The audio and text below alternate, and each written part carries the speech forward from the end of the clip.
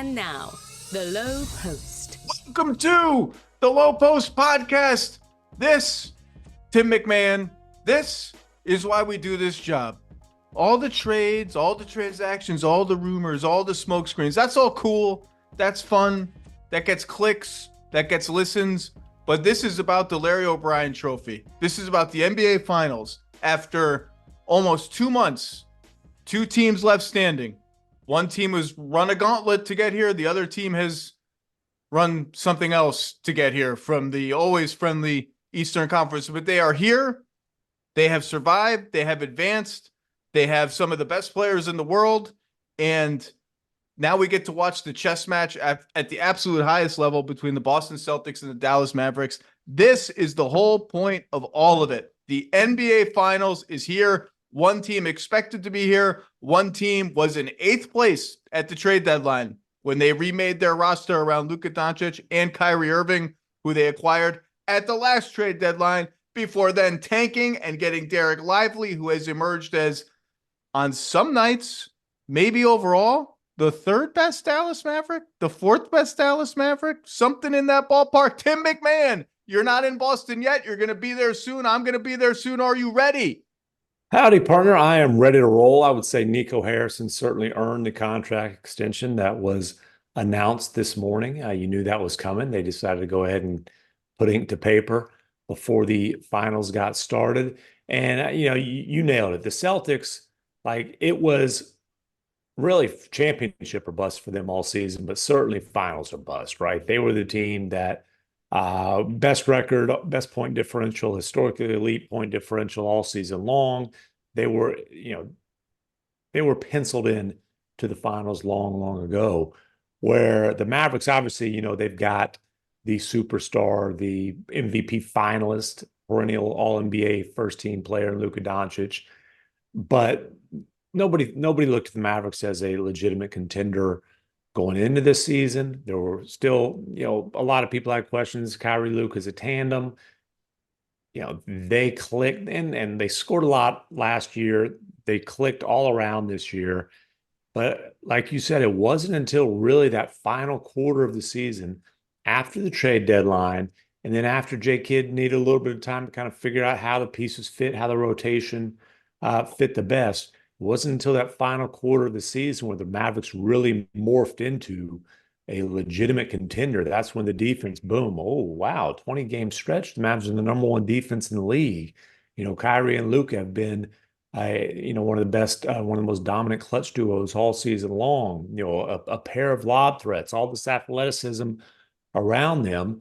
And it was a gauntlet to get through the Western Conference, but honestly, they didn't go to a game 7. It was a pretty smooth run for the Mavericks, especially considering that Luka Doncic has been playing almost this entire postseason on a sprained knee. And there have been glimpses of peak Luka, but they got through the Clippers series without him at his best. Most of the Oklahoma City series, he struggled until those last couple of games. Now, Minnesota. I was going to say, Minnesota's we had enough glimpses. That was enough glimpses for the next 10 years. We don't need any more glimpses. Who's crying now? And then he said the Slovenian word that I know. Bleepity-bleep.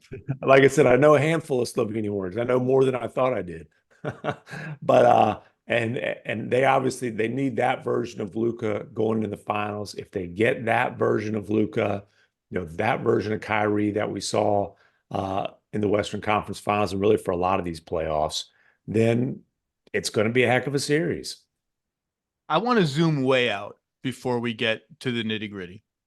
This is a very exciting. As soon as it became very likely that this was going to be the finals matchup, I got really, really excited because to me, just thinking about tactics and strategy, any series involving Luka Doncic is immediately 20% more interesting than the average NBA series because it just everything is going to center around not how do you guard him, but how do you guard him and the whole system that orbits him? And that answer is going to change 20 times within each game. And he's going to have 20 different solutions for all those times that it changes.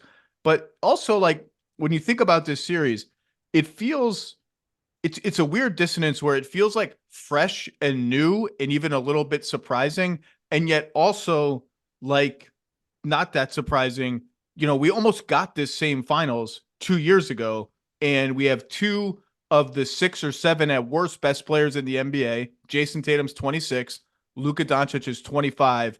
They've kind of been circling around each other on first team All NBAs and the back half of MVP ballots and All-Star teams and all of this. And it sort of seems both a new, surprising, fresh finals and also inevitable that at some point these two teams and these two players would meet at the mountaintop. And then you look back at the sort of journeys, and I'm talking like the long-term journeys to get here. Yeah. And they're really interesting with tons of pivot points and twists and turns. But let's just start here. Like, one of the sort of classic questions going into the finals is, which team is under more pressure to win the series? I think the answer, and that's a real thing, like, you can poo-poo that away as like a TV-friendly question, and we're going to get to the X's and O's. Don't worry, we're going to get to who guards who and what's the matchups and all that. But I do think it's a real thing. I do think the Celtics are indisputably the answer to that question. Yes. I do think the media covering the series in that macro way can kind of just the discourse about it.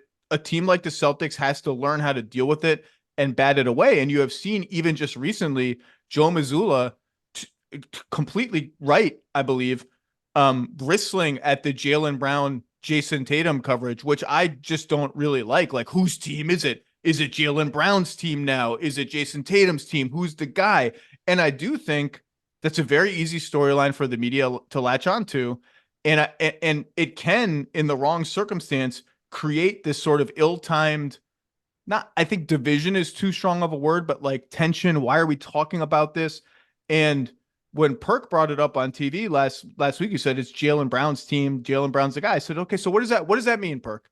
Does that mean if Jayson Tatum now runs 26 pick and rolls per 100 possessions and Jaylen Brown runs 15, which is about accurate, you want to flip that? You want to give the offense to Jaylen Brown? Because I think your team is worse, but that's all to be left aside. My point is, I do think the answer is the Celtics, just because they've won. It's essentially already unprecedented for a team to get this far and win so much and advance so many times in such a short time span and never win the whole thing. The East is never going to open up for them in the postseason like it did this year. Denver's out. Minnesota's out. Dallas is every bit their equal in terms of a championship level team. They've proven that. But this is pretty close to, like, you kind of got to win this series and finish the job as a 64-win team with the best point differential and all of that. And just their journey here, 6 conference finals in 8 years, 2 finals in the last 3 years, has been really interesting how many times they've kind of had to reinvent their team. But is that also your answer to it? Do you feel that it's also the Celtics? Yes. I mean, listen, again, it was championship or bust for them going into the season. And this was a team that had been knocking on the door, couldn't, break through with that previous group, made 2 massive win now trades to go get, although with Porzingis, the fact they got a couple picks is pretty impressive. But, trades that were about, hey, let's get over the finish line to get Kristaps Porzingis, to get Jrue Holiday. Both those guys have played huge roles throughout the season. Now, Porzingis, obviously, you talk about an interesting little storyline. Porzingis coming back off of a pretty extended injury absence to face, of all teams, the Dallas Mavericks in the NBA Finals is pretty fascinating. But no, the Celtics have been the team with the most pressure on them all season long. That certainly doesn't change in this series. Now the Mavericks, I don't want to hear like they're playing with house money or any of that, though, because that's absolutely not the case. They're not, here to get their little participation ribbons and, oh, this was cool, man. Look at, oh, wow. Hell no. But and you've got Kyrie Irving, who admits, like, there was a time in his career where he did take finals appearances for granted. He asked out of Cleveland after making 3 straight finals, went to Boston. Obviously, there's a whole big old storyline there, and Kyrie addressed that when we talked to him on Monday afternoon. But, Kyrie, and people are snarky and snicker when I say this, Kyrie is absolutely the vocal leader of the Mavericks, and his message throughout the playoffs has been, do not take this for granted. appreciate this opportunity. Let's pour ourselves into this, pounce on this phenomenal opportunity that we have in front of ourselves. And I tell you, Kyrie going back into that building to face that team that obviously he could have been a part of, opted not to be after a couple of years. That's pretty fascinating stuff as well. Just very briefly on that, the crowd is obviously going to try to get under his skin and bait him into something. In past matchups, particularly when he was with Brooklyn, he took the bait and, flipping off the crowd, mocking like they're crying, doing the wham gesture when he's inbounding the ball, stomping on poor Lucky, who's been stomped on by so many people at this time. Poor Lucky is going to need some medical attention after this series. I think we're going to see him completely tune it out. I don't think he's going to take the bait. I think he's just going to just hear it and move on. And I think that's the right response. And maybe there'll be a point where other players on the team sort of come to his defense with some bravado or like they go at the crowd. But I think he's going to set the example of this noise is stupid. This noise is silly. We are here to win the championship. We've traded all these picks and swaps going forward. I'm 32. Our star is 25.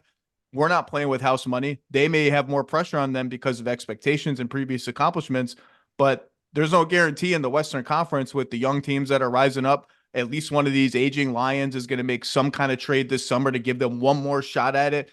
There's no guarantee you're going to get back here next year or the year after as great as Luka is. You mentioned Kyrie and the Celtics, and I just like all analysis of the Celtics is so much of like the idea that they have disappointed in the postseason recently. It comes down to the last two seasons, losing the finals to the Warriors in 2022 when Jayson Tatum was 24 years old and Jaylen Brown was 25 years old, and then losing to the Heat last year in the conference finals and totally letting go of the rope. Like in game three, it was pretty close to an elite team kind of throwing in the towel on the court in the middle of a game in the conference finals, which you will never see. And to their credit, they rallied and forced a game 7, and Jayson Tatum turned his ankle, and here we are. Kyrie is a magnet where we can go backwards and look at sort of why this finals feels both surprising and fresh and inevitable, and just sort of the journey of this team. So let's just do a few minutes on that. So Kyrie goes to Boston after Boston has been in so many trade rumors by that time for Paul George and Jimmy Butler mostly, right? And I don't know what was exchanged when, but what was offered when. Memories are hazy. I've been making calls on this recently, trying to get people to go through their notes. It's unclear, but I'll bet you at some point from 2014 to 2022, there were moments when if the stars aligned right, and if the opposing GM on trade negotiations said the right thing or made the right kind of offer, one of those picks that became Tatum and Brown, or one of Tatum and Brown, could have been a little bit more in play in some of these trade talks as sort of like a road not taken for Boston. There's reporting as early as 2015 that one of the Nets picks, neither of which had come to fruition by that point, was in their monster offer to the Charlotte Hornets to acquire the pick that they wanted to use on Justice Winslow in the 2015 draft. Depending on who you talk to, there's a Nets pick in there. So road's not taken. They get Kyrie. They get Hayward in the same summer. Those guys are friends. The idea of that team was not just those two. That's an interesting friend tandem. Go on. But they were at the time. Remember, like Hayward was rumored to go to Cleveland back in the day, like as a free agency target. Like they had a prior relationship. And the idea of that team was Kyrie was going to be their lure to trade for Anthony Davis when it was time for Anthony Davis to force his way out of the Pelicans. And the sliding doors moment is obviously the basketball tragedy of Gordon Hayward's leg snapping in half in his very first quarter of his very first game as a Boston Celtic. And you just wonder, like, what if he stays healthy? You know what, though? But I mean, and then Kyrie wasn't healthy those playoffs, and you had a rookie Jayson Tatum, a sophomore Jaylen Brown lead that team to the Eastern Conference Finals. I mean, so that was found money. That was a found money conference finals run. But you're like, holy moly, like there are two young stars on this roster. Kyrie And then, Kyrie's not going to rehash old history at this point. And it's, he said the whole story will come out probably after he retires. But it's not like he left Boston because he looked at the roster and said, man, there's no way we can win here. He left Boston because he wanted to go form a super team with his good friend and Kevin and choose it, which he did not Yes. ultimately get to choose Boston. Although if he had sent signals before that trade from Cleveland that I don't want to go here, don't trade for me, I'm going to leave, the trade doesn't happen. My point is Hayward staying healthy is like an entirely different basketball universe that would be just fascinating to play out. What does it mean for Tatum and Brown's development? What if Kyrie's happy? What if Kyrie being happy means they actually have a shot at Anthony Davis instead of watching Clutch poison the well and direct him to LA? Who's going out in the Anthony Davis trade? Tatum, Brown, one of them is definitely going out. But then that happens. And the Warriors series is 2022, the Heat series is 2023. We've kind of wiped away the intervening year of 2021, and that's only 3 years ago. And that's the year when you look at the Celtics and you appreciate not only the roads not taken that I've mentioned, but just the road actually taken to get here. You know what the Celtics record was in 2021? I do not recall. 500. Do you remember what happened to them in the playoffs in 2021? Didn't go well. They got obliterated by the Kyrie Irving, James Harden, Kevin Durant, Brooklyn Nets, who played 5 of their Kyrie, Harden, Durant games, 5 of the 16 total that they ever played in that series. And Lucky ended up with a black eye. And Jaylen Brown was injured in that series. But if you go back to that 2021 team, they had a bunch of young guys who weren't ready. They had a bunch of free agent signings that went bust, including Tristan Thompson was making like $10 million a year on that team. Kemba Walker, his body was betraying him. They were 500. And if you talk to people within the Celtics, they look back at that Nets series. That was a crisis moment for them. They felt, this is only 3 years ago. They're like, we have Tatum and Brown. That's cool. It's awesome. The rest of our roster is totally in flux. This star point guard that we acquired is no longer a star and is kind of rapidly on his way out of the league almost. And we just watched this new East super team that may be here a while completely destroy us. And in 3 seasons, that super team's gone. And the entire supporting cast around Tatum and Brown has been remade in one master stroke trade after another. So as much as you want to hit on the Celtics for the 2022 finals, I think the criticism of them for losing that finals is totally unfair. I picked the Warriors to win it. That was a veteran championship ready team that had the best player in the series, and the Celtics were super young. And it was not shocking, given how they played in that playoff run until then, that they did not look great in that series, particularly after going up 2-1. Last season is a disaster. They deserve all the criticism for that.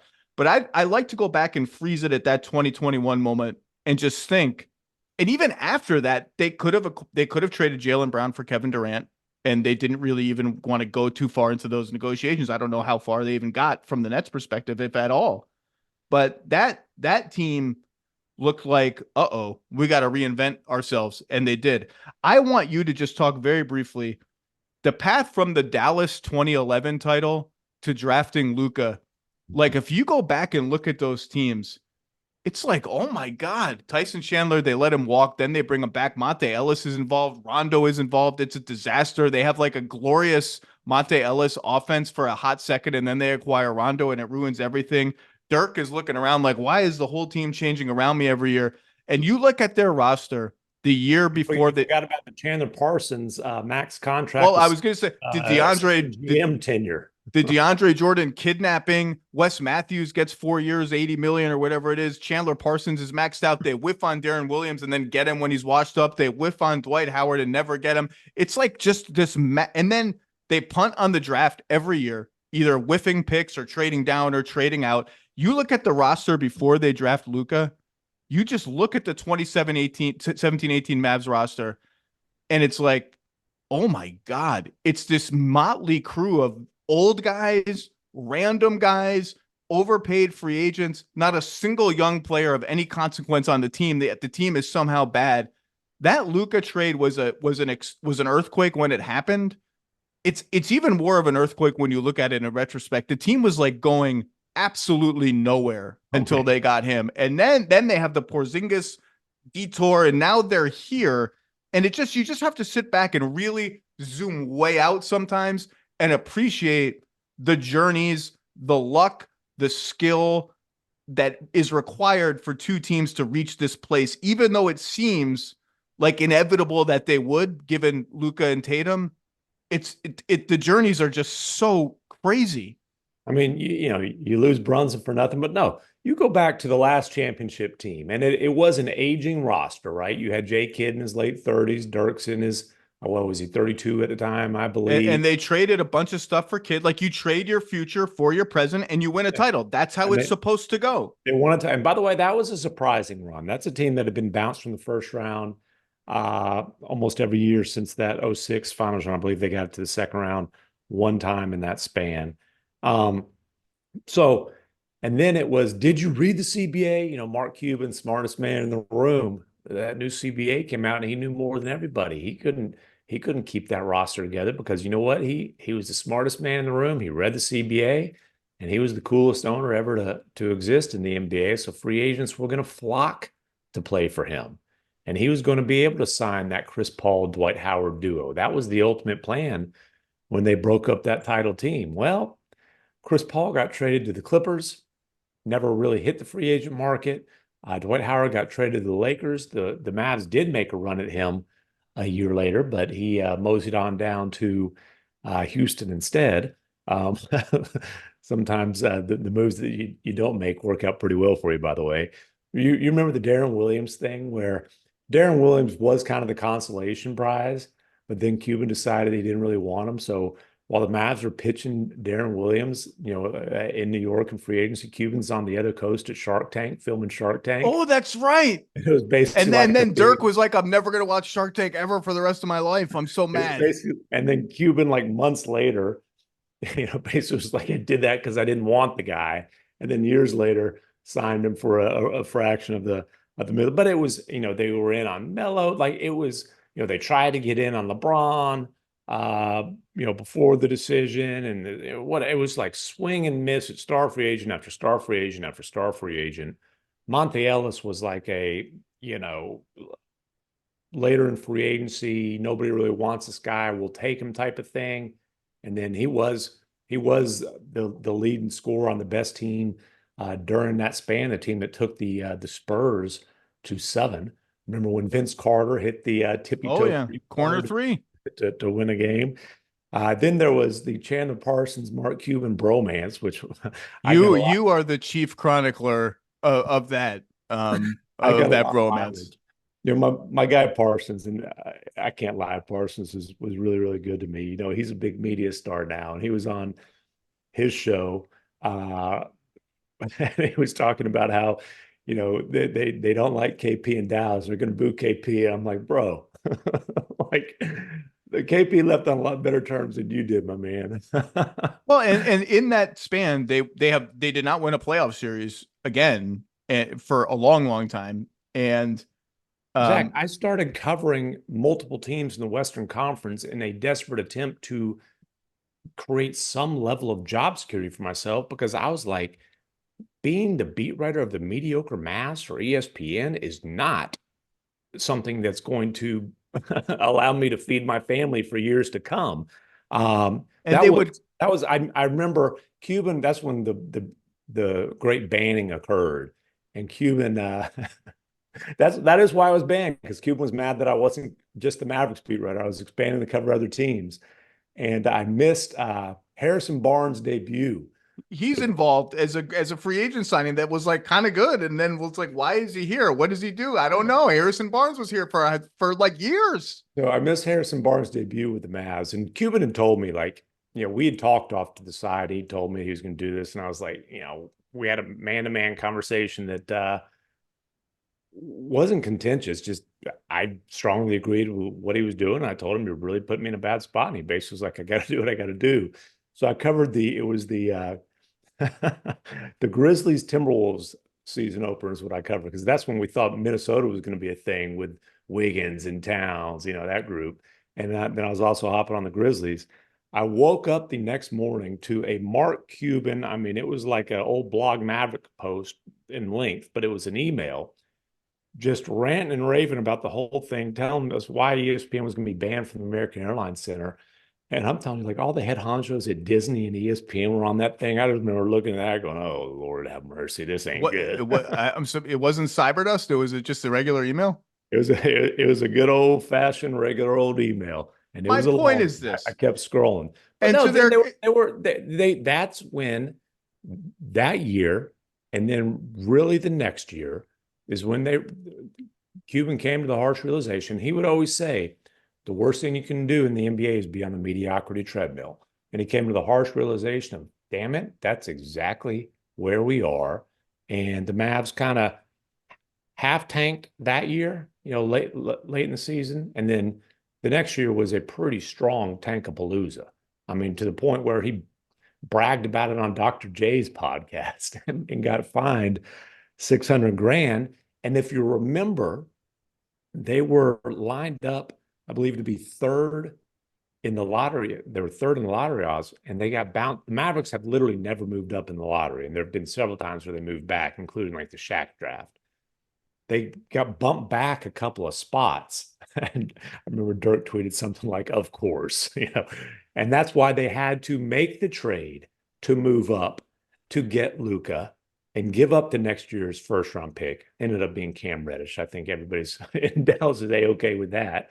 And had to have these Suns who had just hired Igor Koshkov, Luka's coach on the Slovenian national team, who loved Luka and absolutely wanted to coach him. They had to have the Suns pass on Luka Doncic. They had to have, Balkan legend Vlade Divac with running the Sacramento Kings as the GM pass on Luka Doncic and blurt out the night of the draft. It was an easy decision. Marvin Bagley III's a better player and a better fit. And he didn't want to disrupt the development of De'Aaron Fox. He didn't want another ball handler to take the ball out of De'Aaron Fox's hands, which is, just FYI, the Dallas Mavericks are in the NBA Finals with two alpha ball handlers on the same team. Well, and he flat out didn't think Luka was that good. And as accomplished as Luka was in EuroLeague, he was the most accomplished teenage European prospect ever. He had won EuroLeague MVP, youngest guy ever to do it. He had won the EuroLeague Final Four MVP. He had won a championship, a EuroLeague title, an ACB title, the Spanish League title with Real Madrid. He had won alongside Goran Dragic a Eurobasket title with Slovenia, lighting up some NBA players in the process. There were a ton of questions. It was by no means, everybody I talked to thought he would be a good NBA player.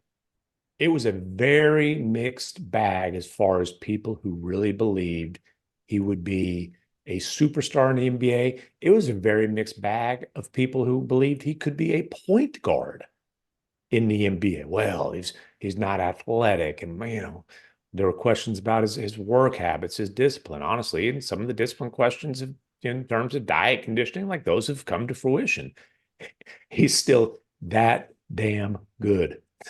But again, it was so far from a consensus that there had to be three teams to pass on him for the Mavericks to be able to get him. Now, the Mavericks had him number one on the board. Donnie Nelson had him number one on the board. Oh, yeah. We forgot in the whole Mavericks dissension into not just mediocrity, into being a bad team. The whole Donnie pounding the table for Giannis and Cuban trading down. I mentioned trading down. But my only point is that sometimes you have to sit back and remember where these teams came from, all the paths that could have led them astray. And yet here they are. And to go back to the finals now, the primary reason that Dallas, I think, has a real chance to win the series against a team that is, even if you just isolate the late season Mavericks versus the Celtics, is objectively the better team. And reports today coming out as we're doing this podcast that Porzingis is going to be a go for game one, which is huge for Boston. Assumed, but still, it's nice. Well, also the fact that he was full blown in practice for the last 2 or 3 days. Right. It's been assumed, but I think the primary reason I think Dallas has a real chance to win the series is that they have the best guy in the series. And every Dallas Mavericks series, every Luka Doncic series starts with, okay, what's the defensive answer to Luka Doncic? There is no defensive answer, but what are you going to try? So let's start with the side of the ball, Dallas offense. the first thing I'm going to be looking for is not who guards Luka. I think that's probably going to be Jaylen Brown, but it's going to be a bunch of people at the same time. Could be Jayson Tatum, could be Derek White, it's not going to be Derek White, could be Drew Holiday. Well, I'll tell you, Luka will tell. I think Luka's going to talk today. I expect him to say Drew Holiday is the best perimeter defender in the NBA. He's said it before. He said it many times. Well, Drew Holiday may be on Kyrie Irving and not Luka Doncic, but it's ultimately the number one, very first thing I'm going to be looking for, assuming Porzingis starts, is where is Kristaps Porzingis? And I don't think, unless the Celtics throw a curveball for the first couple minutes of game one, which sometimes you see coaches do, like we're going to make you think that we're doing one thing for 90 seconds and we're going to do the thing that we actually are going to do. I would suspect Porzingis will not be on Daniel Gafford and then Derek Lively when Derek Lively comes into the game 3 or 4 minutes into the game. I expect Jayson Tatum will be guarding Dallas's rim running, lob catching monster center duo, and that Porzingis will either be on PJ Washington or Derek Jones Jr. This is something the Celtics have done almost every time they've played the Mavericks in the last couple of years. Well, I mean, not with Porzingis, but with their other bigs. Yeah. And the idea is obvious. Luka, you want to target our centers. The only weakness we have on defense against Luka Doncic, just as it was against Donovan Mitchell, is that we could not switch everything against an apex ball handling superstar because we can't switch our centers onto that guy. That he will torch our centers just like Donovan Mitchell torched Al Horford. Luka can torch KP, which is a whole different battle of itself, given how things ended in Dallas between KP and the franchise. I would say more so given how they started, but yes. so if you want to attack, our big guy in the pick and roll, we're not going to let you use your best screener to do it. You're going to have to use a guy who is not your go-to pick and roll screener, whether it's PJ Washington or Derek Jones Jr. And we are, at first, to the degree we can, going to play our typical drop back defense. We're going to count on Jaylen Brown getting over PJ Washington's screen or Derek Jones Jr. screen. We're going to drop Kristaps Porzingis back, and we're going to make you prod into the paint. KP is going to be retreating. Jaylen Brown's going to be on your back. And the reason we're going to live with this bet is over in the dunker spot is going to be Derek Lively or Daniel Gafford, and Jayson Tatum's going to be there. And effectively, instead of defending the pick and roll 2-on-2, which is what normally a drop back scheme would be against a lob catching center, we're going to be defending a pick and roll that doesn't involve your lob catching center directly, 3-on-3. And that is the bet we're making, that we're going to crowd your space. And that's going to be, I think, the base chess match. Now, on the other end of the floor, Gafford and Lively are going to be guarding Porzingis, which means that cross match is going to persist into Dallas's offense a lot. And so Boston won't be able to rejigger the matchups the way it wants. And then Luka can run his normal pick and roll.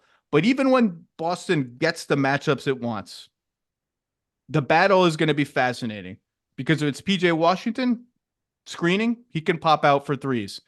And Luka is so good that picture that little 3-on-3 matchup against the drop back defense that I'm talking about. He's so good that, yeah, it looks like you're kind of like, you freeze the possession and it looks like, okay, Dallas's expected points per possession right here are really low by their standards. This is a win for Boston's defense. Well, guess what? Luka turns a whole lot of those wins for you into wins for him, because you drop back and Jaylen Brown's on his back. He's the best in the world at slowing down. Jaylen Brown suddenly flies by you. I'm taking a mid-range jumper. He's a floater god. He knows that you know that he's a floater god and a mid-range god. And he knows how to make one little half pump fake, one little footwork fake, one little step toward the rim, one little just eye fake that makes you think that shot is coming. And then boom, the corner guy comes in. Boom, Lively's defender takes a little half step toward him. The lob is there. That's the genius of Luka Doncic. He turns what looked like advantage Boston into win Dallas 2 points the other way. And then you have to do it all again. 90 more times. He's coming at you again. And I do think there is like the longer a series goes, there's a mental fatigue of, oh my God, we just played perfect defense. Maybe we got to stop. Maybe he gave us a gut punch basket. Ooh, okay, that possession. Oh my God, we just got to do this again and again and again. So that's the basic chess. The longer a series goes, the more comfortable Luka gets with whatever you're going to throw at. Because like how many new things can you throw at him in a game 6, in a game 7, right? You've probably showed all your hands. So I do think the longer the series goes, like you're never going to fool him, but just in terms of him being more and more and more comfortable. And the Mavericks have, with Luka and Kyrie, two of the very short list of tough shot makers in terms of like off the dribble, attacking in the paint, pick and roll or driving type of shot makers. And then, like what you're talking about, Luka, Joker might be the other guy I'd put in this conversation. Those two guys are so good at creating indecision in the paint for the defenders and making great decisions off that. And a lot of times, like you said, it's that bullet to the corner for a wide open three, which PJ Washington has hit at a really high clip. So is Derrick Jones Jr. too. Yeah, like so that's going to be the Jr. guy the Celtics are going to help off of. It's the only guy I think they're going to feel safe being like, we're going to make this guy beat us with open threes. We're going to direct all of our help when we have to. We don't want to help off any shooters. That's the whole goal of playing drop back defense is we're going to stick to shooters as best we can. But guess what? Can't do that against Luka. He's too good. You're going to have to send help somewhere else. Even if everything is perfect architecturally in the middle of the floor, you're going to help off somebody. It's going to be Derrick Jones Jr. And by the way, Josh Green's become a really good corner 3-point shooter too. But then as soon as you think it's that corner three, whoop, he flips it up for old Gafford or Lively to go get it. I mean, how many times? And the Wolves put so much on Gobert, which that's what you do, the 4-time defense player. But how many times was it Gobert in a 2-on-1 situation where he's kind of trying to bluff and he didn't want to just let Luka comfortably step into a floater, a little mid-range, but he doesn't want to fully commit to it. Then he kind of stuck in between, and either Luka just hits a little floater or Luka throws a lob over his head. What else are you looking for in this Dallas offense versus Boston defense chess match? What's another interesting battleground to you? I think it's interesting that you see Drew Holiday covering Kyrie. Look, the matchups are gonna change all the time and within possessions. Yeah. Well, I think the other thing is, and I just wrote a whole story on like the Luka look-ahead passes and the Luka touchdown passes. Like those are going to be big in this series. The Mavericks, and it's funny because I kind of rolled my eyes when Jay Kidd was talking about we want to play faster this season because like every coach in every training camp says that every single summer, right? And I'm like, man, Luka walks it up. Like they were 28th in pace last year. Luka absolutely bought in. They were 7th in pace this year, and they're looking to run even off of made baskets. I mean, how many times have you seen off a made basket? Like Luka had the one in game 1 against the Wolves where he sees Ant's tired. He catches the inbounds pass off a made basket, looks directly across the court to Kyrie. They're both free throw line extended in the back court. And there's a little nonverbal eye contact there. And basically it's, hey, run a go route. And Kyrie takes off. Luka lofts the thing over the top of the defense. Boom. So they're going to look to run. And I think, some of those cross match things, like if Porzingis is guarding PJ or Derrick Jones Jr., he better bring his track spikes because those guys will be flying up and down the court. And again, when Luka gets the ball, the first thing he does is he turns his head and he's looking to throw it over the top. I'm glad you brought that up because there's all the little battles within the big battle. And one of them is transition points. And in a series that could be really close, like one game could swing on, Dallas got 8 more fast break points than expected. Luka throwing those passes and playing at that pace is, I think, example number 1 when people talk about the chemistry between Luka and Kyrie. That's Luka adapting to a guy who likes to play fast, who likes to play in chaos, who likes to play in havoc. The Celtics, wire to wire, were the number 1 transition defense team in the league. And I think to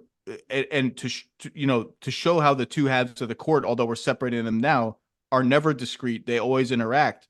I think if you ask Joe Mazzulla over a beer, about the 3-point shooting and how many threes Boston takes and all the fretting about that, including I didn't fret, but I would like them to take like 3 more shots at the rim every game, get to the line sometimes and all that. I think one of the primary reasons he talks about math all the time, we're going to win the math battle. And one of the fun stories of this series is that Dallas has gotten here by choking off the paint defensively, by just we're just not going to let you get to the rim. And now they're suddenly facing a team, particularly with Porzingis back, where that is very, very dangerous. This is not Chet Holmgren. It's not Rudy Gobert. It's not Ivica Zubac. There's no Josh Giddey. There's no Terrence Mann. There's no PJ Tucker where you can stash your centers. This is a team that your centers are going to have to guard Porzingis and Horford, and they're going to bomb threes. But I want to hit on that. I do want to hit on one thing. You talked about the chemistry with Kyrie and Luka being willing to adapt. I think this is also the look at thing. It's a great example of Luka being coachable and Jason Kidd doing a great job coaching him, right? And Luka is coachable because he has that relationship and that respect for Jason Kidd. But Jay Kidd told me, because like it's Luka, he was a walk it up, pick you apart at my own pace, kind of guy. I mean, that's what he was known for. And Jay Kidd told me he hit Luka with I believe it was a text and said, "Hey, we want to play faster this year." And he was like, I thought it was going to be a day or two before he responded. I thought he was going to have to think it over. He said, and then, this is when Luka was over in Slovenia, I believe. He said the text came back like this: "We got to get the ball in faster." Basically, like, okay, I'm down. Here's what we got to do, and it's just again being willing to be coached and understanding he had to adapt after a really disappointing season. I think that's huge. The 3-point stuff, it is fascinating because we'll get there. We'll get to that end of the floor. My point was, as much as Joe Mazzulla talks about the math and winning the math, I think if you gave him truth serum, another reason, maybe reason 1B, why he likes taking so many threes is because it helps your transition defense. You have 3 guys spotted around the arc at all times, including often a big guy, and you're in ideal position to get back on defense. If they have 2 or 3 breakdowns and the Mavs score 8 points out of those breakdowns, that's a game. These are 2 very low turnover teams on both ends of the floor. They take care of the ball on offense. They don't force turnovers on defense. We could see a lot of games where it's like 10 turnovers for Boston, 10 turnovers for Dallas. There's one game where one of the teams gets sloppy and that's 16-9. That's a game. These little games within the games really matter. All right, back to the Dallas offense. A couple of things that I'm looking at. Derek White. If and when he's on Kyrie, I think Dallas could activate the Luka Kyrie 2-man game because I think Derek White, as great as he is defensively, is a matchup where Luka can take him to the post and do some harm. Number 2, not little thing I'm looking for. We're talking about Boston playing drop back defense, trying to stay home on shooters. Well, Luka's going to win a lot of those battles, particularly when he has the matchups he wants, when Boston centers are on Lively and Gafford. And I think sort of question number 1 in this series is, when does Boston feel, if ever, the need to come out of that defense? When do we see them blitz Luka? When do we see them switch against Luka? And when they do switch, or when Luka forces them to switch, and it's Porzingis or Horford on an island against Luka or Kyrie, are they living with that? Or are they going to send a double immediately? And the if and whens of those are very interesting because there is no one answer to Luka. That's the genius of a player like this. You're going to have to try a lot of different things, and you're going to have to try them in rapid succession. If Luka, like everyone, it's very sexy to say you got blitz Luka, you got to make Derrick Jones Jr. beat you from 3, you got to make these other guys. Well, guess what? If he knows you're going to blitz him, it's not going to be a Derrick Jones Jr. contested 3 every time. They're going to manipulate the floor and get Derek Lively dunks and PJ Washington 3s and Kyrie Irving 3s because he's a genius. And if he knows it's coming, he's going to pick you apart. Or you're going to get Kyrie going downhill playing 4-on-3 basketball. The key is he can't know that it's coming every single time. And so the where and when and how. And by the way, blitzing Luka, as Stan Van Gundy mentioned over and over on the broadcast of the conference finals, with Gafford as the screener versus Lively as the screener is a very different animal. Blitzing Luka when 2 or all 3 of Green, Hardy, and Derrick Jones Jr. are on the floor, so the shooting is a little bit less, although Dallas stopped playing that trio together toward the end of the conference finals. It's a different thing than blitzing Luka when they have their best shooting lineups on the floor, which lately don't involve Tim Hardaway Jr. because he doesn't play anymore. We'll see if he gets back in the rotation. But there's a whole sort of theory of like, do you wait until he's hurt you to start breaking that out every once in a while, breaking out the traps? Or do you just spring it kind of randomly and see what happens, see if some of the other players miss open shots, see what that does to their offense? It doesn't just have to be sort of a white flag kind of defense. It's going to be very, very interesting to see when and how that happens, because he's going to break your base defense. Kyrie's going to break your base defense. PJ Washington, another thing that can swing a game. If Porzingis and Horford are on PJ Washington and he's popping them for threes above the break, he goes 4 of 6 one game. That's a game. Like that could swing the whole game. Swung the whole second round series against the Thunder when the Thunder did a hell of a job defending Luka and Kyrie. And PJ Washington had 29 points and 27 points in wins and was just lighting it up from the corner. I mean, PJ Washington, he changed. He was MVP of that series. Might be a little bit strong, but they don't win that series without PJ Washington stepping up and knocking down shots. That a lot of those shots were presented to him because of game plan, because of the fear that Luka and Kyrie striking an opponent. I think both these teams are going to be able to score in this series at a decent rate. A couple other things before we switch ends of the floor. Peyton Pritchard and Sam Hauser and Boston's bench. One of the reasons that Porzingis coming back is huge in this series is I got 6 guys now I know I can trust if I'm Joe Mazzulla. Not 5, but 6. So that if Sam Hauser gets played off the floor, which kind of almost happened in the last round, and now he's facing Luka Doncic and not like Andrew Nembhard in the last 2 games of the conference finals, Peyton Pritchard fights like all hell. Luka's going to go right at him. If this ends up finally being the series where Boston's bench is a little bit rickety, well, now I got 6 guys back if they can all stay healthy. And keep an eye on the half-court picks that Dallas sets for Luka, because you can play whatever defense you want. You're going to be in blitz. You're going to be in drop. If he gets a pick at half-court, those defenses are gone immediately. You can't blitz there, and a drop is just you got 20 feet of Luka runway to work with. And if he's feeling it, he's pulling up from 30, just like we saw in Game 5 in Minnesota, where he's on the logo and he's lighting it up. I think the other thing is if they do put Porzingis on Jones or PJ on one of the non-centers, you better battle to keep the bigs off the glass. Bingo. Whether that's Gafford or whether that's Lively, because that's another game. That's another game. Lively gets 5 offensive rebounds and 3 putbacks. Gafford is like Jokic all of a sudden on putbacks. He's tipping the ball with either hand. It's going in the basket. Like, that's a game. And those guys, they're a tag team. They are relentless energy. They're obviously both extremely athletic, unbelievably springy. And then, Lively's massive. He's 7'1" and maybe the best athlete on a team that has Derrick Jones Jr. I mean, airplane mode. That perspective. I will miss Kevin Harlan's hold on to your hats when Derrick Jones Jr. is in any kind of position to run. Like, they could be having a whole conversation about blitzing and trapping, and Derrick Jones Jr. is in the open court. The conversation is over. Hold on to your hats. I love Kevin Harlan. He's just unbelievable. Last thing on Porzingis defensively, I mentioned Luka winning or trying to win all those little battles in tight spaces in the paint, all the ways he does it.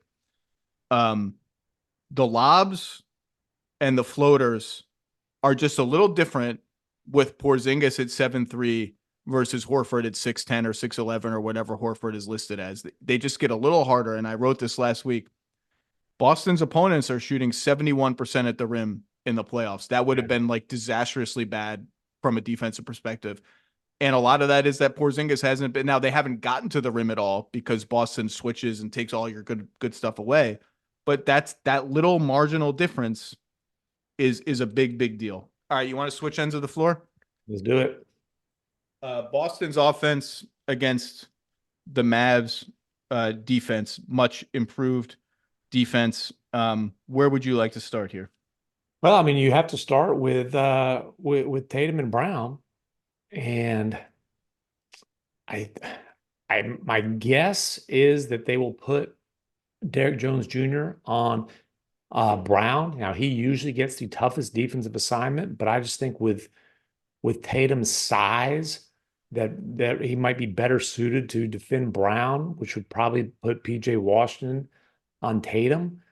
That honestly is a pretty concerning matchup for the Mavericks, but like there's not a lot of great answers.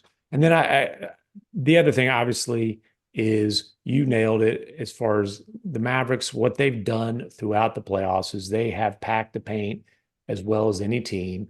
I think last I checked, teams are shooting like something like 56 point some odd percent within 5 feet of the rim, which is an elite number defensively during these playoffs. They've got 2 rim protectors. They have Maxi Kleber back now, so they can play big. I do think Maxi's going to spend a lot of time covering Tatum. He is one of their best on-ball defenders, which people don't think for a 6'10" European guy is the case. But if you watch the Mavericks, you know what I'm saying is true. Not only that, in prior matchups, now the teams have changed so much over the years, you don't know what's relevant and what's not. But there have been games where not only has he switched on to Jayson Tatum, the Mavericks have just used him for 10 minutes here and there as the primary guy on Jayson Tatum. I think he's going to spend a lot of time as the primary defender on Tatum, just like he's done in previous playoff series against Kawhi Leonard. So I think Maxi's going to be a big key in this series. Also, getting back to the offensive end, whether he can hit threes after coming off that shoulder injury could be a swing thing.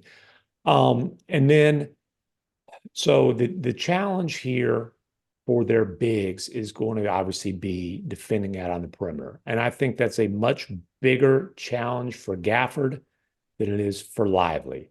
I think that's one big reason that these minutes could tilt pretty significantly in Lively's favor. And I go back to game 6 of the second round, and that's the game, the closeout win over Oklahoma City. Oklahoma City absolutely lit the Mavs up from the corners in that first half.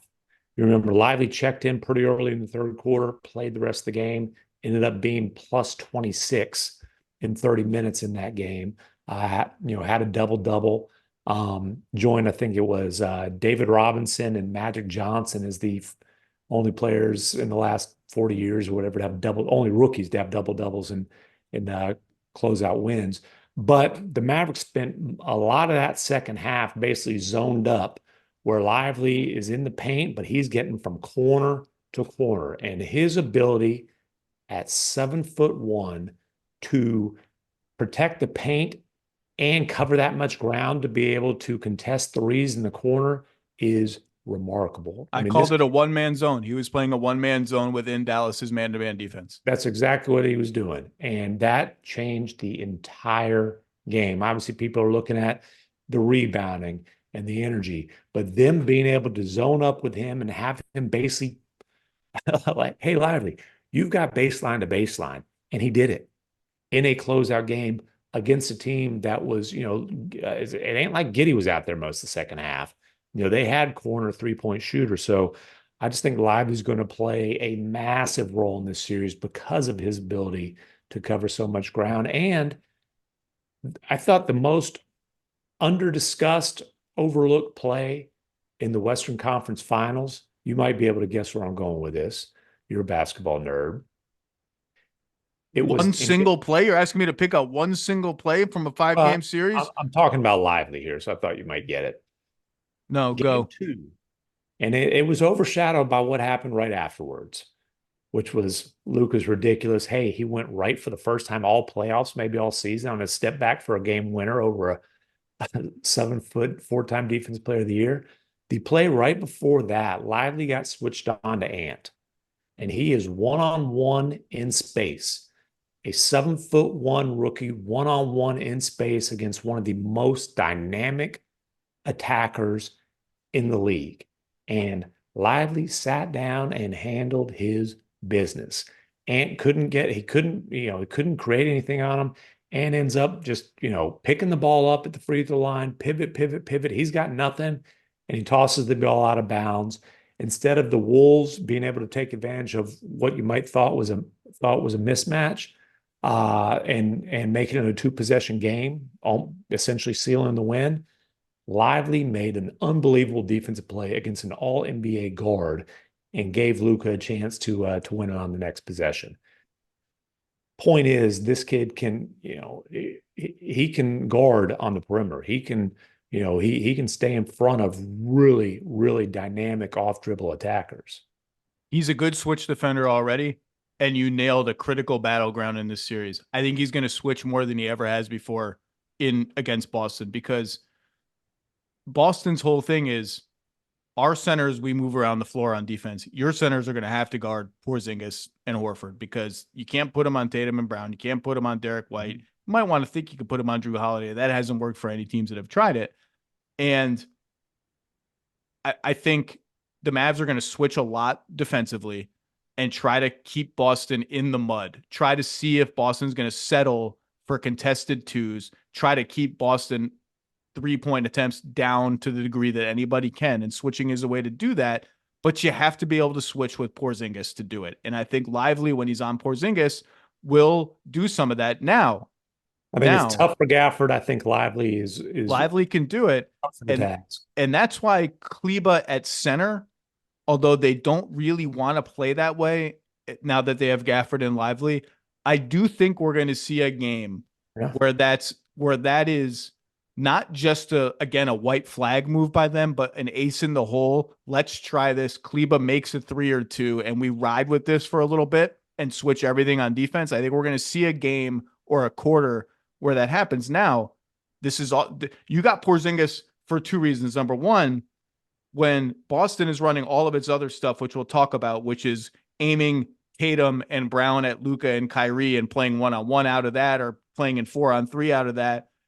Porzingis' spacing is around that is just a different animal than Horford's. He spaces to 3 or 4 feet further behind the arc. His release is quicker. He's taller. You have to pay more attention to him. It opens up the lane.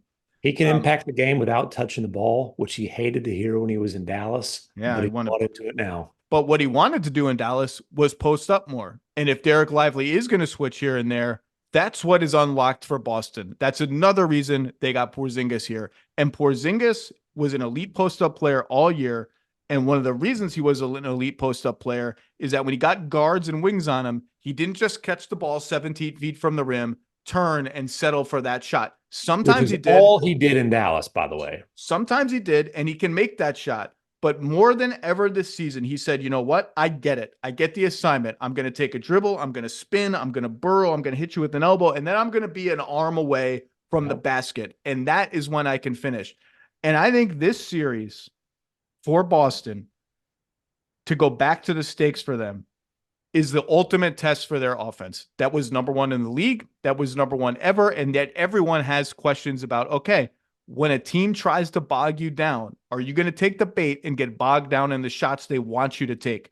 It is the ultimate test for them, because I do think Dallas, and I've said this before, Boston's offense is at its best where there's a small, skinny defensive liability guard on the other team who often has to defend Derek White. And it gives them an easy entry point into every possession, which is that guy, your guy, Derek White, is either screening for Tatum and Brown, or Tatum and Brown are screening for Derek White. And they've used Tatum and Brown as screeners more in the playoffs, which I like. And you're going to have a choice. You're going to switch your Darius Garland or your Tyrese Halliburton or your Tyler Hero onto Jayson Tatum or Jaylen Brown, or you're going to trap, and then our passing game opens up, and our passing game leads to open threes. Dallas doesn't have that kind of player. Kyrie has guarded his ass off in the playoffs. And he is strong. I think he's listed as 195. He plays bigger than his height. Yeah. He is not a pushover. He is not someone you can just roll over if you're Jayson Tatum and Jaylen Brown. What I mean by ultimate test is when they switch, and I think they're going to switch a lot. I think they're going to switch with Luka too, and just say, he's 6'7" and strong. Go at him. The ultimate test is going to be when it's Luka, you're going to have to go fast. That means catch and go right away. Beat him with speed. The minute you stop and dance with the ball, he gets to brace himself. The defense gets behind him, gets to brace itself, and you've lost the battle. You got to go fast, or if you give it up, give it right back to Tatum with Luka on him, and then go. When it's Kyrie, you're going to have to be diligent about being physical with him and trying to get to the basket. And you're going to have to set all of this up with decoy actions and slipped screens. Like if you know they're switching, slip some screens, run some decoy stuff off the ball, get them confused so they can't switch the switches they want. And Boston, undeniably, as great as they are, has periods of haziness where they just don't do this stuff. And the East has afforded them the margin of error for periods of haziness. That margin for error is. I love you've started using hazy to describe offense. I've only heard it used to describe like IPAs, but I like that it's an offensive term now. Well, but look, the margin for error for that is over. This is a totally different animal on both ends of the floor. They need to be on it at all times. And part of that is Porzingis. Part of it is just how they play. Part of it is where they go. But the other thing is when Gafford's in the game and Gafford's on Porzingis, that's when the pick and pop for him becomes a weapon again. And if you send a third defender flying at him to kind of get in his sight line when he pops for threes, he's gotten better at making the passes. And once they get their passing, once they have an entry point to the basic, simple swing, then they become really, really hard to guard and borderline unbeatable. The threes start falling.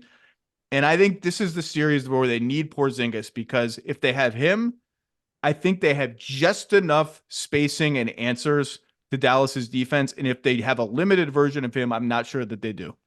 How much do you want to see Luka switch on to Porzingis and KP go to the post? Well, would he show the same contempt for KP's post game as he did for Gobert? Gobert at least got a couple and ones on him in the deciding game. Times. But I tell you, Luka, though, all year long, he is graded out as a very good post defender. And I always compare Luka to Houston Harden. He's just a little bit bigger version. But it's the same thing. Like, those guys are strong. And you're not going to get if you post up, it's not going to be at the spot you want to post up at usually. He's gonna nudge you off, bump you off of that spot. And Luka actually is his isolation defensive numbers are really, really good. But I agree with you, especially he's going to be playing 40 plus minutes a game, 40, maybe 44, 46. The knee is still not great. He's still playing on a sprained knee. Those guys who are super athletic, I agree. Like, if you're attacking Luka off the dribble, don't dance. You got to go. Have you joined? Did I hear you correctly recently on the Hoop Collective podcast? That you've joined Team Windhorse and not making predictions anymore on series that I cover. So you won't make a prediction. You're going to make me do it solo. No, I'll make the same prediction I've made the last couple series, and I was wrong last series. It's going to be a long, fun series. Everyone in my life, this is the time where everyone becomes an NBA fan, right? All your dad buddies are suddenly big NBA fans, which is cool. Like, they follow other sports. I don't. It's just going to be a long series. I hope it's a 7-game series, 6-game series. And I keep saying, like, I can't imagine this is a short series. I just can't imagine it. But I couldn't imagine Wolves Mavs was going to be a short series either. And it was. 5 is short. Anything over 5 is medium to long. 5 is the line of demarcation. Gentlemen sweeping on. Mavericks fans will claim that I picked against the Mavericks anyways, because that's what's happened the last couple series. Actually, the last 3. I'll tell you, when I decided I was out of the prediction business, I'm in the locker room and I'm talking to Kyrie. He goes, "Hey, man, I'm about to post you on my Instagram." This is after the Clippers closeout game. I'm like, "What are you talking about?" And he shows me this thing. It was either from like an old Mavs Clippers series and doctored look like this year, or just straight up doctor where everybody at ESPN picked against the Mavs, including me. I'm like, dude, that's bad info. I picked Mavs in 6, and so did I in that series. No, I didn't pick them in either of the other 2 series. Yeah, I looked up. She's like, yeah, he's telling the truth. And then he was like, okay, who are you picking next round? They were playing the Thunder, and I hadn't really thought about it yet. Thunder were awfully good, number 1 seed. That's when I was like, a long, fun series. I decided at that point, like, dude, I don't need to be in the prediction business. I don't need to have like either you don't believe in it. It's not my job to believe or not to believe. It's my job to cover what happens. Now, I will say, to your point about the doctored picks thing, first of all, there are a lot of very gullible people on the internet. Second of all, I've actually reached a point where I just assume everything is fake. Like every like excerpt from a podcast with somebody saying something inflammatory, I'm like, well, maybe that's fake. I have to check with that person and see if they actually said this. Like Right. that's the world that we are heading towards, where I just like you just are not going to be able to assume anything on social media is a real thing. By the way, people listening, you should start to like at least question, is that a real thing? If you see 17 people picking Mavericks in 4, like maybe that's not the real thing. You can actually go to ESPN.com and see the real thing. I'll make a prediction. There you go. Drum roll. I'm between both teams can win. I've made that clear. Dallas has the best player, a lot of momentum. Boston has not been tested at all in the playoffs, and I do think there's going to be this could go one of two ways in game one. The shell shock of, oh crap, this is a real team. Like we got to really be fired up for this. Or kind of what happened in the game ones of some of the series, in every series they've had, I think, where they just come out like a house on fire and it's like 15-2 Boston. Like they go the other way of like, we are just coming out crazy amped up. And the only question is, can we sustain it? And they couldn't against Indiana. The Mavs are also 1-5 in game ones against or with Jason Kidd as the coach. Now they are on a 1-game win streak. I'm going to go. So my head says Boston in 7. My head also says that's kind of a cop out, home team in 7. So I'm going to just go, although that is my actual pick. I'm going to pick Boston in 6 because I do think Boston is going to win. I don't feel strongly about it. I would advise no one to bet money on it. I would advise no one to bet money on anything because I said anything. I wouldn't bet my own money on it. But I'm going to go Boston in 6. Not getting an ESPN bet endorsement deal out of this, fence rioting. ESPN bet brought to you by, I don't know anything. I don't know. I don't even know what the odds of the series are. Last I looked, Mavs were plus 180, meaning if you bet 100, you can win 180. I know what that means at least. But maybe your little, super intelligent basketball fan community is not a bunch of degenerate gamblers. That's trying to help the people. Degenerate gamblers. It's got to be so stressful. I just every time Celtics in 6.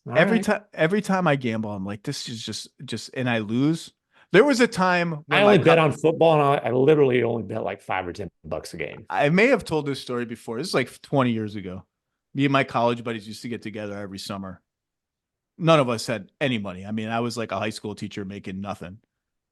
Every little bit of money was like just precious. And so we went to Reno. Instead of Vegas, we went to Reno because we get a hotel room for all 4 of us. We were in San Francisco. We drove to Reno for nothing. And I had like $150. That's my gambling budget. $150. Walk into some depressing ass casino in Reno. 3 minutes, just out. Like blackjack just cleaned me out. My friends were laughing. Like my luck was so bad. Like dealer throws a 10, dealer like gets up to 20 randomly. I did the math correctly. Every hand. I know the rules. I did the math out. Just like 3 minutes. I'm like, all right, well, now we have 3 nights in Reno. What am I gonna do? And I just went to the sports book and watched watch games. So don't bet on anything. So I just think I think the Celtics are ready. I think there is a sense of like, this is what we've been waiting for. This is our moment. I think they're going to go the other way with the pressure and say, F the pressure. We know the pressure. We're going to embrace it. We know this is a different animal. We're going to come ready for it. And I think if Porzingis is healthy and ready to go, this is the whole basis of my prediction. Obviously, injuries can change anything. I think they have enough answers on both ends of the floor, barely enough antidotes to their worst habits on offense, barely, and enough ways to at least make it a little bit difficult isn't even the right word, to complicate Luka's path to getting the very best shots for Dallas. And that's all you're trying to do. You're trying to drain the shot clock, drain the math little by little. So at the end of the possession, you've tilted the odds a little bit in your favor, and then you got to do it 90 more times. I think they can do just enough of that to win the series and finally get over the hump. But Dallas has the best guy. And I will say this, Richard Jefferson caught a lot of flack on the, I don't know which pod it was. He was either road tripping or the old man in the 3. saying he thinks Dallas is going to have the two best players in the series, not just the best player in the series, but the two best players in the series. Possible. I think in a vacuum, if you ranked the players 1 to 5, that's all I'll do. Yeah. I think based on just the aggregate performance this season, Luka 1, Tatum 2, Brown, Irving, Pickett 3 and 4, and I would put Derek White 5 based on the season. But it's absolutely plausible that in a finite 7-game series, it could be Luka 1, Kyrie 2, in which case the Dallas Mavericks are winning the NBA championship. I'm going to go Boston in 6. Any final thoughts on this? I cannot wait. I'm going to Boston tomorrow. I cannot wait for game 1. This is an awesome finals. The finals are amazing. It's a little bit of a, you know what, show with the level of media that are there, and covering it is a whole different animal, but I just love the finals so much. Well, I'm looking forward to being part of the You Know What show. Tim MacMahon, Hoop Collective. What was your most recent? What you had the hit ahead passes recently with Luka, but I think you feel like you had something else after that. I do have I've got a story coming out soon on the Tankapalooza coming up aces for the Mighty Mavs. Yeah, yes. Well, times two. I mean, the Well, Luka one we the talked most about, and recent. the lively one. The lively one. Yes. I mean, he is absolutely sensational. All right, Tim MacMahon. I'll see you in Boston. We'll have some beverages. We'll enjoy some basketball. Godspeed. I'll see you there. Appreciate it. Adios, amigos. All right. While the Boston Celtics and Dallas Mavericks and the NBA's glitterati are gathering in Boston for the NBA Finals, 28 other teams are preparing for the NBA offseason, an offseason that promises to be quite eventful. And it starts really with the NBA draft, which is only a couple weeks away, scarily enough. Jonathan Givony, how are you, sir? I'm doing great, Zach. How are you? I'm good. I'm good. The lottery is in the rear view. That's the last time we talked. It was a wild lottery with big jumps for the Atlanta Hawks and Houston Rockets by way of the always generous Brooklyn Nets around this time of year. From my end, it's been a little bit quiet chatter-wise. It doesn't feel like the real chatter quite has started up yet, but I've also been in the playoff bunker. I haven't been in the offseason bunker quite yet, so I've probably missed some chatter. So I wanted to go to you. You can go anywhere you want. Mr. Chatter. From Hawks at 1 to Wizards at 2 to Spurs at 4 and 8, which I think is my nominee for most interesting team in the lottery, to Portland at 7 and 14, to Memphis at 9, Houston at 3, good teams with top 10 picks or teams that want to win now with top 10 picks. Where does this start for you? Who's the most interesting team, most uncertain team, whatever you want to take it, you go. I think there is uncertainty all over the draft in the top 5, especially. It's one of those years where there's no clear consensus on who the best prospects are.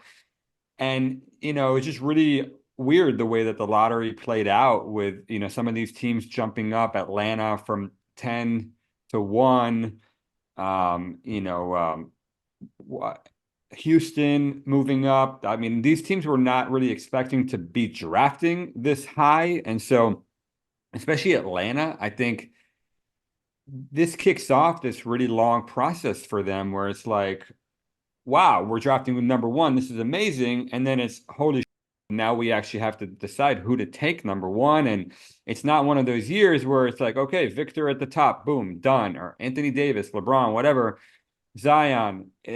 There's, no clear consensus. I've heard that they're trying to invite between 6 to 8 guys in, but there's also some talk that maybe they're going to look at moving down, taking multiple swings at this, which I think could be an interesting play in this draft. They have a lot of things to figure out internally first with Trae Young and DeJounte Murray and, Clint Capella and DeAndre Hunter. I mean, there's so many moving parts on their roster that, how do they view themselves? Are they, does this kick off this, potential rebuilding process where maybe they look at trading one of Trae Young or DeJounte Murray or both? And, what's the appetite there?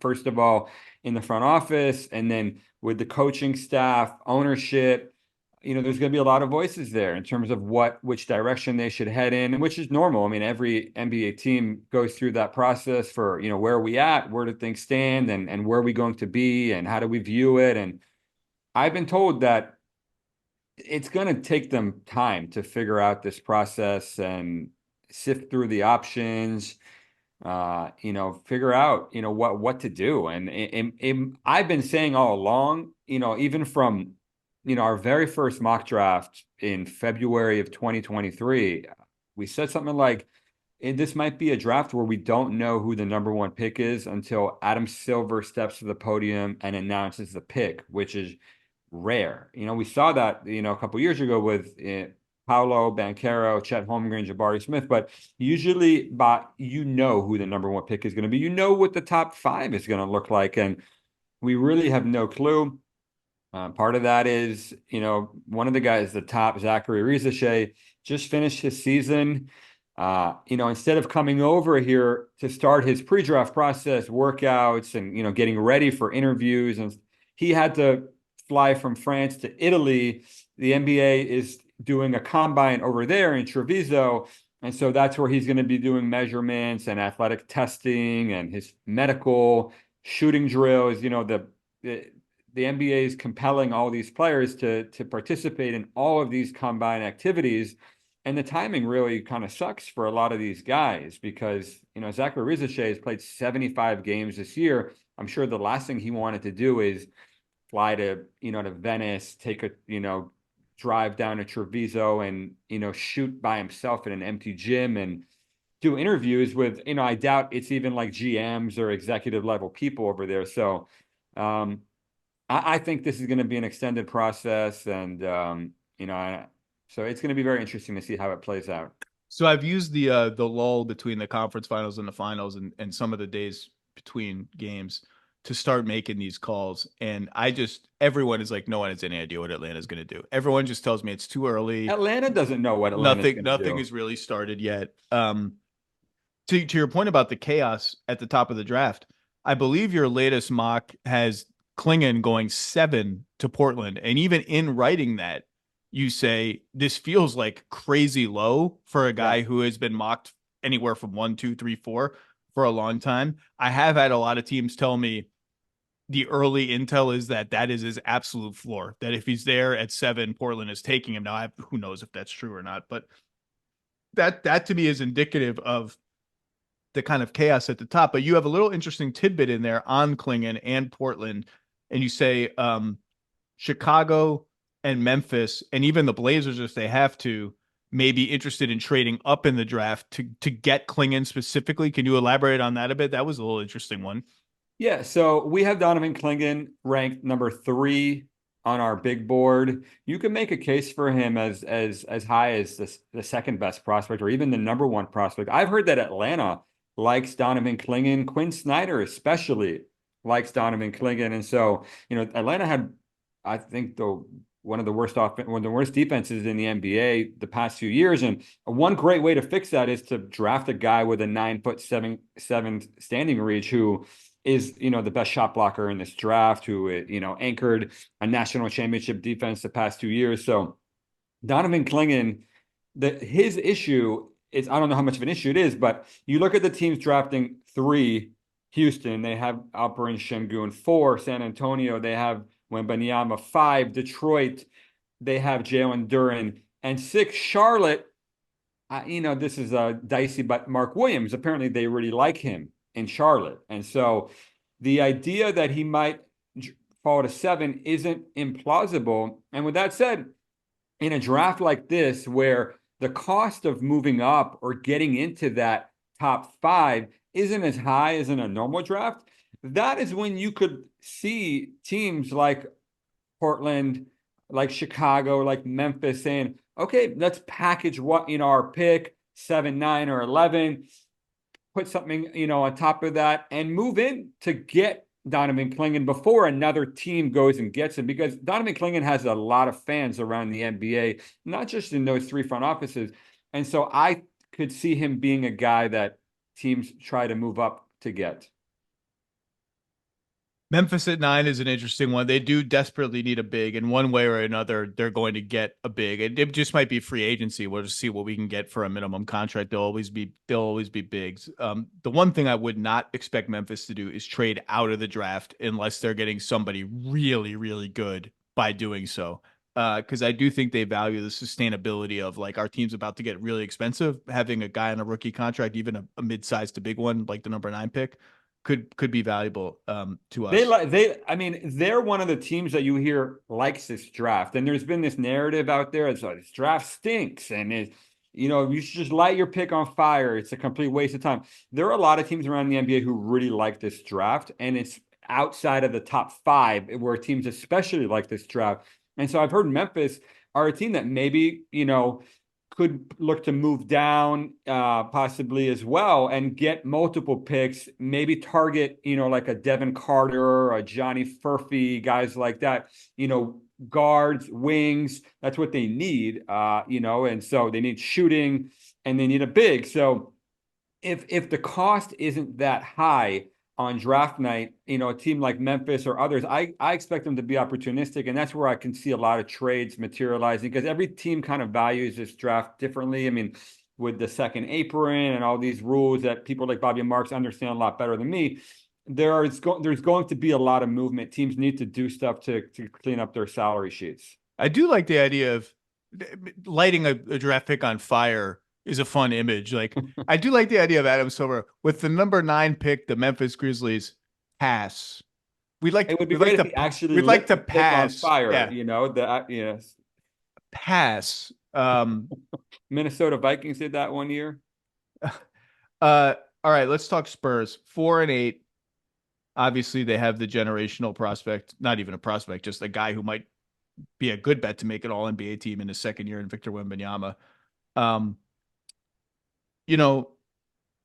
Well, they have 2 top 10 picks. They could go in a million different directions. Everything from the simple thing, which is just make the number 4 and number 8 selection, to packaging them to move up if they want somebody higher than 4 that they don't think will fall to 4 to pair with Wembanyama. Trade one or both of them for a veteran, which is I don't expect them to do anything rash. Like if they trade for a veteran, I think it will be someone not that far from Wembanyama's age curve. Obviously, Darius Garland has been mentioned for them both in fake trades or now in actual trade rumors for quite a while. They are the most, because they have Wembanyama and 2 top 10 picks, as down as some people are on the draft, whatever, like it is a precious, precious opportunity. Wembanyama is so good that they may never have this kind of opportunity again, certainly to pick at 4. 8 is courtesy of the Raptors and Jakob Poeltl. What's the latest intel on that? I mean, I remember the last time we talked, I had heard Topic, I had heard Risache because of the Wemby connection and the French connection, but he's obviously going to go higher than 4.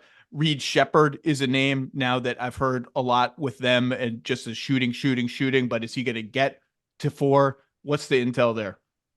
Yeah, I mean, I think you hit it spot on. I mean, those are a lot of the names that we're hearing as well. Obviously, like they have a big need at point guard, and so that's where you hear the guy like Topic, Reed Shepherd, Rob Dillingham, Stephon Castle. If you view him as a point guard, which not everybody does, but I think there's also a sentiment that they might want to accelerate this process and try and be competitive sooner rather than later if they can, if there are, good trade opportunities out there for them to add veteran pieces that could help them, make a playoff run as soon as next year. I was told that they would look at that, and they might look at older players in this draft too, especially with the 8th pick, like a guy like Dalton Connect, for example, could be intriguing to them. I've been told that they don't want to be bad. Who wants to be bad? But like some teams have more of an appetite for it than others. And I think that, Victor Wembanyama, he's a very competitive guy, and he's not used to losing very much in his career. And I think that they understand the urgency of having a generational player like him, and to try and tank next year to try and get Cooper Flag, it's probably not an attractive option for them at this point. I've got good news for them. if they want to make a giant leap next season and at least be in the play-in race. I've got bad news for any Spurs fans who think they might tank for Cooper Flag. Victor Wembanyama is so good already that with decent health, one or two transactions that don't have to be these crazy home run transactions, and getting something out of at least one of these picks in terms of production next year, they could be 500 just like that. Like this, that's how good this dude is. And they could be If he better than plays 500 82 just like games, that. that's always the question, right? That's why health and all of that. What do you make of so they could go in any number of different directions. What do you make of the Garland noise for them? And look, Cleveland has put out there pretty aggressively. Kobe Altman in his postseason media availability said, hey, all the conversation with Donovan Mitchell has been great. The extension is going to be on the table. There's been reports that I believe are credible that if Donovan Mitchell does sign that extension, that people in Darius Garland's camp would prefer the Cavs at least explore a Darius Garland trade and break up that backcourt. I've said before, I think it's unlikely that the two of them will be on the same team next year. Kobe Altman pushed back on that and said kind of like, why not? We're not looking to trade Darius Garland. He's 24 years old. He's really good. And I get that. And you got to fight the good fight, both publicly and privately as a GM. But what do you make of the Garland noise so far?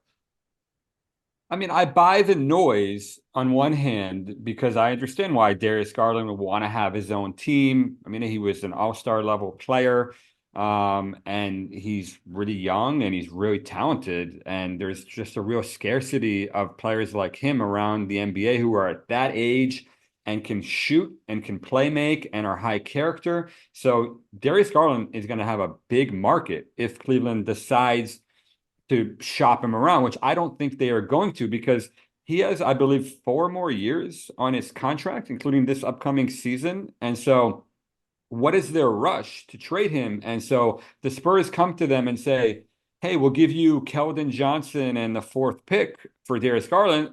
The Cavs are going to laugh at them and say, like, absolutely not. That's not interesting to us whatsoever. It's going to take a lot more to get Darius Garland. And so I don't know how much urgency there's going to be on the Cavs part to do that, but I could totally understand why the Spurs would want to have Darius Garland on their roster next year. Well, yeah, he does have 4 more years left, all guaranteed, no options on it through 2028. He'll make $45 million a year. And he is only 24 and a half years old. He's not one of these, like he's 24, but he's like secretly turning 25. And you don't want to mention that because it sounds better to say he's 24. He's actually just 24.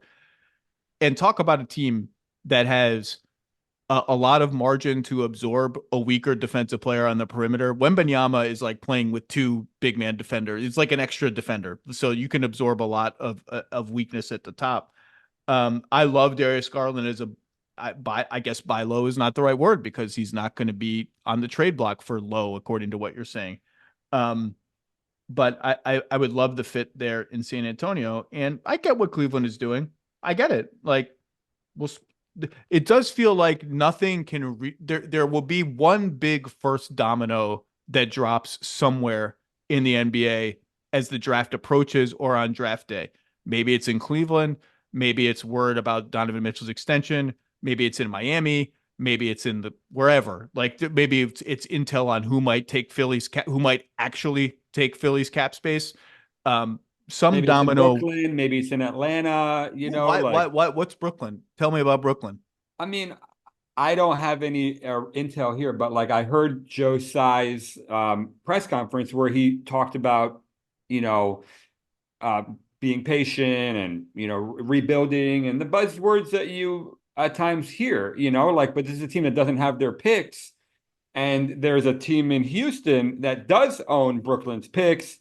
And so, just playing, I mean, and you hear the interest that they have in Mikal Bridges, so it's like Houston has the number 3 pick and all Brooklyn's picks moving forward. And so like, is there a deal there that makes sense between Houston and Brooklyn to get Bridges to the Rockets and really allow the Nets to jumpstart their rebuilding process? And this is total speculation on my end, just looking at both team situations and just reading between the tea leaves of Joe Tsai's press conference. Well, I mean, there's been a whole pile of teams that have expressed interest in Mikal Bridges in the last couple of years since the Nets got him in the Durant trade.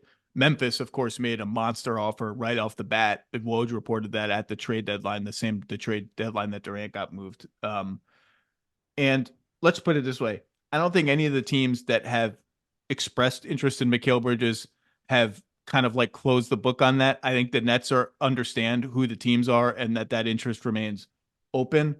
I talked about the Nets when I was going through sort of fake Karl Anthony Towns trades after Minnesota got eliminated. I talked about the Nets as like, well, if they want to go the other way and do the opposite of what Joe Tsai said in his press conference, I actually think you could make an argument that there's a semi-plausible path to Mikal Bridges and Karl Towns playing together in Brooklyn. And then I said, I don't sense that either team, I mean, like, I don't think Minnesota is still sifting through the wreckage, but I've said before, I think Minnesota should keep it together and damn the tax, like give this team another run at it next year and keep Towns, including keeping Towns. And I said, I think Brooklyn is clearly aiming. I think the Joe Tsai comments you're talking about, they're aiming at the summer of 2025 when they could have a whole lot of cap space and get someone to come with Bridges potentially. That's one quote unquote rebuild path, kind of tread water this year, forget the picks or sunk costs. And I think they'd rather take that cap space path than effectively use it now on cap. But it's interesting. You mentioned them. Another detail you and Jeremy Wu had. What's with like some prospects don't want to work out with Charlotte? What's so bad about Charlotte? I think it was more of a scheduling issue early on than anything. I think that they'll get who they want in eventually, but what a lot of teams have told me and also agents of the top players that this whole draft process started much later than usual for them because the draft is being held June 26th. It's usually like a little bit earlier in June, and the combine was early. And so there's like it feels like the draft should be in a week from now, like not in 4 weeks. And so I just think that there were some challenges for teams and agents just trying to figure out what are all these teams trying to do, and in such an uncertain year, what's my client's range? Like, where should I be working out? And so I think that was more the challenge that they encountered, as well as, what direction is Charlotte going to go, as well as the other teams in the top 10, like they could, where does LaMelo Ball stand there, like long term? I mean, so I think these are just the normal things that the teams go through, and it's so early that if you can't get a guy on the books a month before the draft, doesn't mean that you're not going to get them in eventually. I mean, a lot of the action really happens like the last 10 to 14 days before the draft. A couple months ago when Charlotte was in the quote unquote front office hiring process that ended with Jeff Peterson, I had front office executives from other teams, so just sort of spitballing the way you do in conversations, sort of like, I would ask them, just what would you do if the Hornets interviewed you? Like, what would you do if you got called in? None of these guys got called in. We're just shooting the breeze. And a few of them said, I would go into owners. I would go into Plotkin and Schnall and say, step one, I'm investigating the trade value for LaMelo Ball. I'm going to see if we can get some team to give us an absolute Godfather offer of unprotected picks and swaps, bottom out next year, try and get Cooper Flag, whatever. But like step one is going to be, I'm kind of resetting the LaMelo Ball thing. That's easy to say. And I don't know that there would be a Godfather offer out there. Maybe there would, maybe there wouldn't. I get the foibles. I get that he hasn't been healthy. And that's been the number one thing. He just hasn't been healthy. I'm not rushing to get out of the LaMelo Ball business quite yet. If I'm Charlotte, there's something worth at least looking at there with Ball plus Brandon Miller, who I thought was fantastic for them, plus Mark Williams if he gets healthy, plus whoever they might get in this draft. I wouldn't be in a rush to just bail on that before seeing it a little bit. I thought LaMelo was a little more diligent getting to the basket and probing into the paint before he got hurt last year, which is an area that he and the coaches have talked about. Like, I've got to get better at that.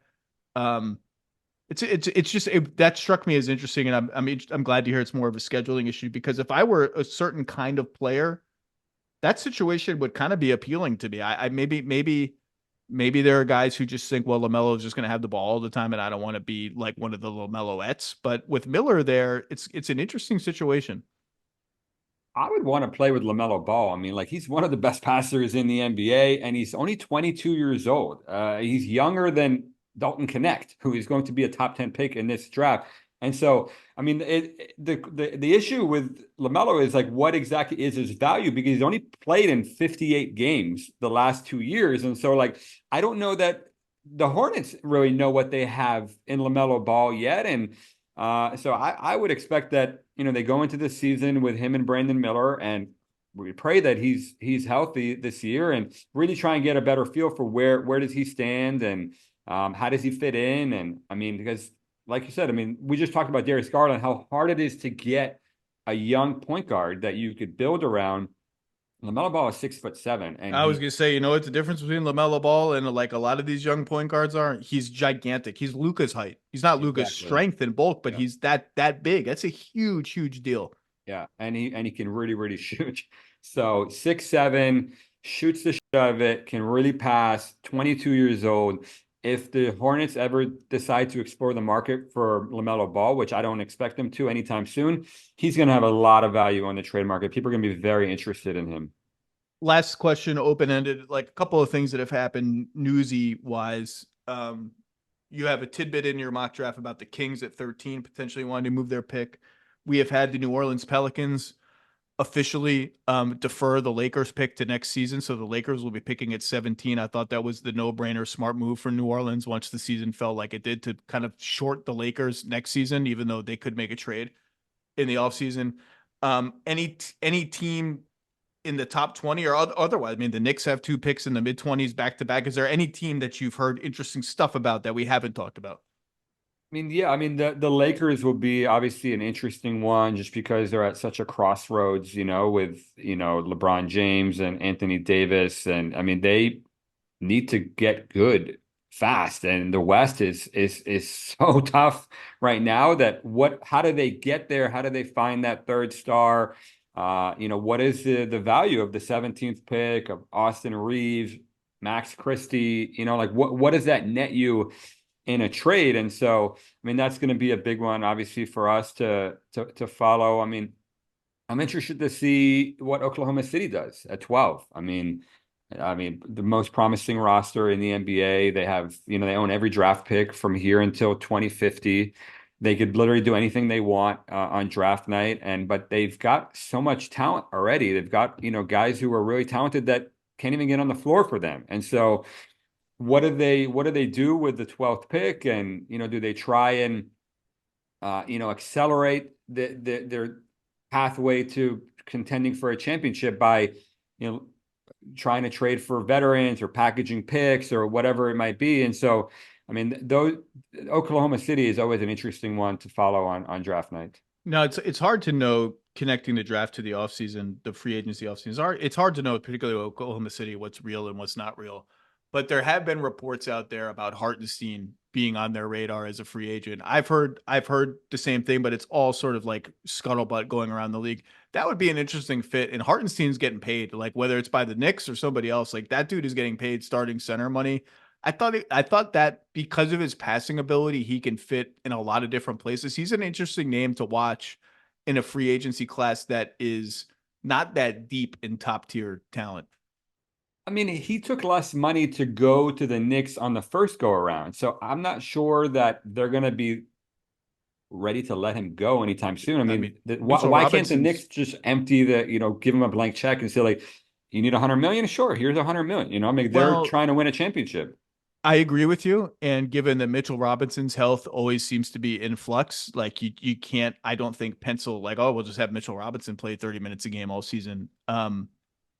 But if you give Hartenstein whatever, and you give OG Anunoby whatever, and I still think OG Anunoby will re-sign with the Knicks. If you're asking me to bet where OG Anunoby is next year, I think that's still by far the most likely play on the board. You're getting up there you're wearing an apron or a couple aprons at some point. And, but that's life. You're the Knicks. How about you just, you're the freaking New York Knicks. How about you just act like the New York Knicks? And when was the last time you were any good? And so I can't imagine them like pinching pennies here, and taking a step backwards, because they've done such a great job getting themselves to this point. And So yeah, so you pay because, but like TV money is going way up and all that, and so I think Isaiah Hartenstein, that's fine. That's not crazy money for him considering how valuable he is. He's very, very good. Well, look, we're going to be leaning on you a lot in the next couple weeks, so I want to let you go now. It's finals time. You go do your thing. But when is the next mock draft? What else do we have? What else do we need to look out for from the Givony Wu tag team, or where are you going? Where are you going to be? Are you taking a secret trip to Australia to see somebody? Like, what's going on in life? No secret trips. I mean, honestly, it's pretty boring, but I'm just going to be at home pumping out articles all day, doing TV hits, podcast appearances, and thankfully the draft is here in New York, so I get to stay here. But yeah, no big trips planned, and just watching a lot of film, being on my phone, and a million articles. So every single day you can expect something from either Wu or me or both of us probably. It's go time for you. I mean, it's always go time one way or another, but now it's like really go time. All right, Jonathan Givony, go do those things. Thank you for spending a little time with us. We will certainly reconnect at the very least, the week of the draft or something like that. Thank you, sir. Thanks, Zach.